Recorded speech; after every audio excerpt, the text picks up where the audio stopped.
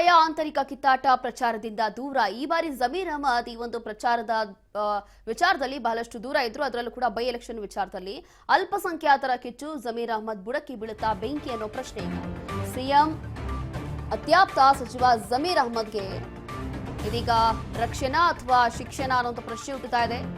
ಊರಿಗೆ ಬಂದ ಜಮೀರ್ ಅಹಮದ್ ಪ್ರಚಾರಕ್ಕೆ ಬರಲೇ ಇಲ್ಲ. ಯಾಕೆ ಅಂತ ಹೇಳಿ ಬಂದ್ರು, ಅಭಿಮಾನಿಗಳಿಗೆ ಕೈ ಬೀಸಿದ್ರು, ಮುನಿಸೇ ಇಲ್ಲ ಅಂತ ಹೇಳಿದ್ರು. ಆದ್ರೆ ಯಾವುದೇ ಪ್ರಚಾರ ಮಾಡಿಲ್ಲ. ಇನ್ನು ಸ್ನೇಹದ ಪುಗೆ, ಗೆಲುವಿನ ವಿಶ್ವಾಸ, ಸುದ್ದಿಗೋಷ್ಠಿ ಅಷ್ಟೇ ಸೀಮಿತ ಆಯಿತು. ಜಮೀರ್ ಭೇಟಿ ಯಾರಿಗೆ ಯಾವ ರೀತಿಯ ಸಂದೇಶ ಸಿಕ್ಕಿತ್ತು ಅನ್ನೋ ಪ್ರಶ್ನೆ ಈಗ. ಊರಿಗೆ ಬಂದಂತಹ ಜಮೀರ್ ಅಹಮದ್ ಪ್ರಚಾರ ಮಾಡೇ ಇಲ್ಲ ಈ ಬಾರಿ. ಅದರಲ್ಲೂ ಕೂಡ ದಾವಣಗೆರೆ ದಕ್ಷಿಣ ಉಪಚುನಾವಣೆಯಲ್ಲಿ ಯಾವಾಗ ಜಮೀರ್ ಅಹಮದ್ ಬಂದಿದ್ರೋ ಚುನಾವಣೆಗೆ, ಆ ಸಂದರ್ಭದಲ್ಲಿ ಪ್ರಚಾರಕ್ಕೆ ಬಂದಿರಲಿಲ್ಲ. ಅದಾದ ನಂತರ ಪ್ರಚಾರಕ್ಕೆ ಅಂತ ಹೇಳಿ ಬರ್ತಾರೆ. ಅವರ ಅಭಿಮಾನಿಗಳಿಗೆ ಭೇಟಿ ಆಗ್ತಾರೆ. ಎಸ್ ಮಲ್ಲಿಕಾರ್ಜುನ್ ಅವ್ರಿಗೂ ಭೇಟಿ ಆಗ್ತಾರೆ. ಕಾಂಗ್ರೆಸ್ ಅಭ್ಯರ್ಥಿ ಸಮರ್ಥನ್ನು ಕೂಡ ಭೇಟಿ ಆಗ್ತಾರೆ.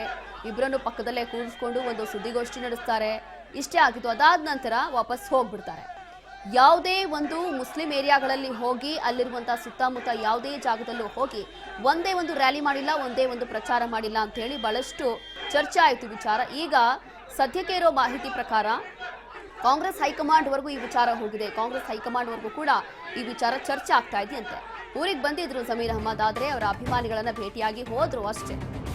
ಇನ್ನು ಜಮೀರ್ ನಡೆಯಿಂದಾಗಿ ಕಾಂಗ್ರೆಸ್ನಲ್ಲಿ ಅಸಮಾಧಾನ ವ್ಯಕ್ತ ಆಗ್ತಾ ಇದೆ. ಈಗ ಜಮೀರ್ ಹೆಸರೇಳದೆ ಬೇಸರವನ್ನ ವ್ಯಕ್ತಪಡಿಸಿದ್ದಾರೆ ಕಾಂಗ್ರೆಸ್ ನಾಯಕರು. ನಮ್ಮವರಿಂದಲೇ ನಮಗೆ ಹಿನ್ನಡೆ ಅಂತ ಹೇಳ್ತಿದ್ದಾರೆ ಕೈ ನಾಯಕರು.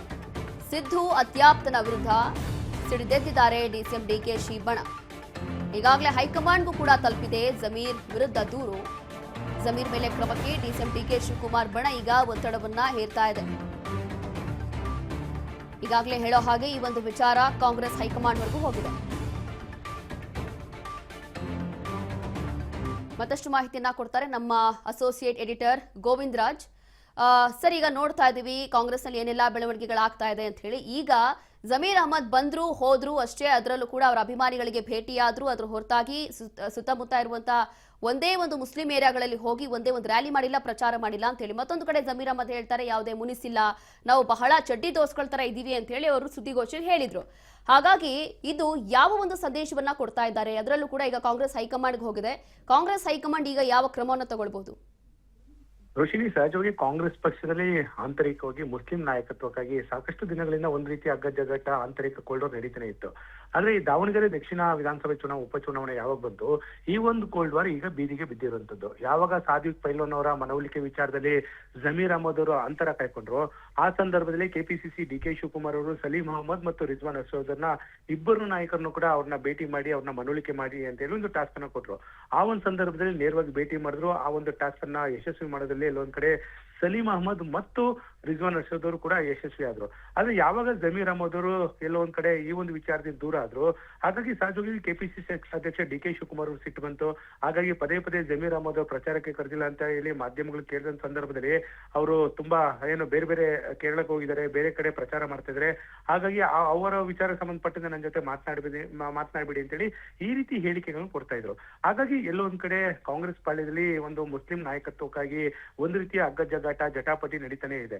ಹಾಗಾಗಿ ಈ ಒಂದು ವಿಚಾರದಲ್ಲಿ ಜಮೀರ್ ಅಹಮದ್ ಅವರು ಯಾವಾಗ ಖುದ್ದು ಸಿಎಂ ಸಿದ್ದರಾಮಯ್ಯ ಅವರೇ ಜಮೀರ್ ಅಹಮದ್ ಅವ್ರು ಕರೆ ಮಾಡಿ ನೀನು ಬರ್ಲೇಬೇಕಪ್ಪ, ಯಾಕಂದ್ರೆ ಇಲ್ಲೆಲ್ಲರೂ ಕೂಡ ಕೇಳ್ತಾ ಇದಾರೆ ನಿನ್ನ ಅಂತ ಹೇಳಿ ಯಾವಾಗ ಒತ್ತಡವನ್ನ ಹಾಕಿದ್ರು, ಆ ಒಂದು ಸಂದರ್ಭದಲ್ಲಿ ಬಂದ ಪುಟ್ಟ ಓದಾ ಪುಟ್ಟ ಅಂತೇಳಿ ಬೆಳಗ್ಗೆ ಬರ್ತಾರೆ, ಸಂಜೆ ಹೋಗ್ತಾರೆ. ಅದು ಕೂಡ ಮುಸ್ಲಿಂ ಹೆಚ್ಚಿರುವಂತ ಒಂದು ಏರಿಯಾಗಳೇನಿದೆ ಅಲ್ಲೆಲ್ಲವೂ ಕೂಡ ರ್ಯಾಲಿ ಮಾಡೋದಿಲ್ಲ. ಕೇವಲ ಒಂದ್ 2-3 ಕಡೆ ಹೋಗಿ ಮಲ್ಲಿಕಾರ್ಜುನರ ಪುತ್ರ ಸಮರ್ಥರಿಗೆ ನೀವು ಓಟ್ ಹಾಕ್ಬೇಕು ಅಂತೇಳಿ ಈ ರೀತಿ ಒಂದು ಹೇಳಿಕೆ ಕೊಟ್ಟು ಒಂದು ಭಾಷಣ ಮಾಡಿ ಹೋಗ್ತಾರೆ.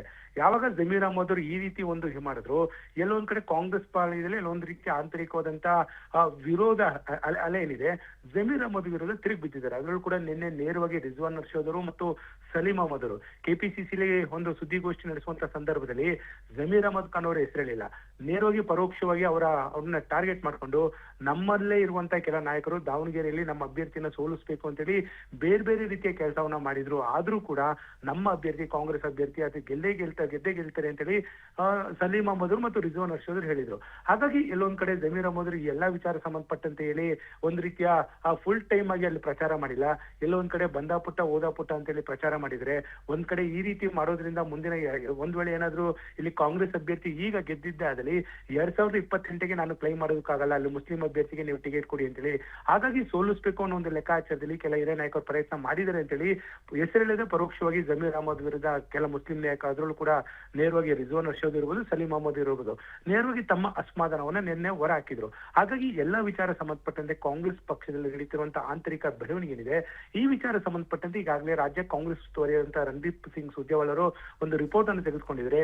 ಆ ಒಂದು ರಿಪೋರ್ಟ್ ಈಗಾಗಲೇ ಎಐಸಿಸಿ ಅಧ್ಯಕ್ಷ ಮಲ್ಲಿಕಾರ್ಜುನ್ ಖರ್ಗೆ ಅವರು ಮತ್ತು ರಾಹುಲ್ ಗಾಂಧಿ ಅವರಿಗೆ ಈಗಾಗಲೇ ತಲುಪಿಸಿದ್ದಾರೆ. ಎಲ್ಲೋ ಒಂದ್ ಕಡೆ ಜಮೀರ್ ಅಹಮದ್ ಅವರ ವೈಯಕ್ತಿಕ ವಿಚಾರದಲ್ಲಿ ಕೆಲಸ ಮಾಡ್ತಾ ಇದ್ದಾರೆ, ಹಾಗಾಗಿ ಅವರ ವಿರುದ್ಧ ಕ್ರಮವನ್ನ ತೆಗೆದುಕೊಳ್ಬೇಕು ಅಂತೇಳಿ ರಿಪೋರ್ಟ್ ಅನ್ನ ಕೊಟ್ಟಿದ್ದಾರೆ. ಹಾಗಾಗಿ ಕಾದುನೋಡ್ಬೇಕಾಗುತ್ತೆ ಈ ಒಂದು ವಿಚಾರ ಕಾಂಗ್ರೆಸ್ ಪಕ್ಷದಲ್ಲಿ ಯಾವ ರೀತಿ ಒಂದು ದೊಡ್ಡ ಅಸಮಾಧಾನಕ್ಕೆ ಕಾರಣ ಆಗುತ್ತೆ ಅನ್ನೋದನ್ನ. ರೋಶಿನಿ, ಎಸ್, ಥ್ಯಾಂಕ್ ಯು ನಿಮ್ಮೆಲ್ಲ ಮಾಹಿತಿಗಾಗಿ.